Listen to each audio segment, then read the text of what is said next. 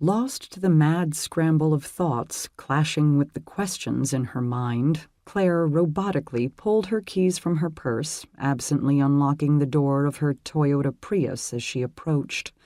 The usual beep-beep and flash of her taillights passed unnoticed, but the vice-like grip that wrapped around her wrist as she reached for the door handle brought her back to the present with a squeal of surprise.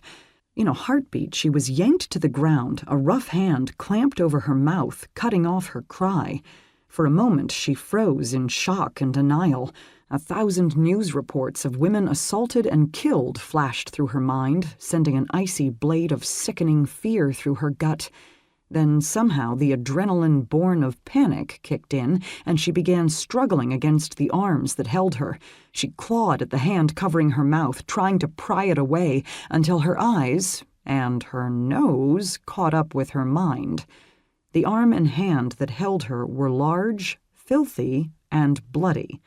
The smell that assailed her held the metallic tang of dried blood, perspiration, and death. A harsh voice sounded in her ear, speaking words she couldn't make out, but Claire recognized it immediately. It was hard to forget something that sounded like that, something that smelled like that. He spoke again. The rhythm of his guttural words was familiar, but she still couldn't make them out. She tried to speak against his hand, and after a moment he reluctantly lifted it away, his body tensed to react should she dare scream. "I can't understand you," she whispered shakily, wondering if her death was imminent. "Send me back," came his carefully enunciated reply, accompanied by a rough squeeze that nearly stole her breath. His command sounded like "send me back," and was still nearly unintelligible, but Claire got his point. "I can't," she choked out, quaking with fear as she launched a futile struggle against him once more.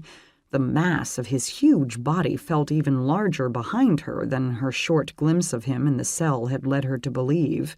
His arms were like steel bands around her, making her resistance pointless. He twisted her about in his arms until Claire was staring up at him with wide, fearful eyes.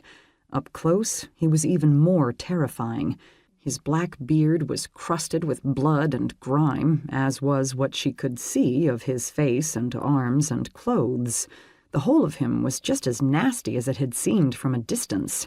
"Send me back home," he commanded fiercely once more, his hands rough on her upper arms as he gave her a little shake.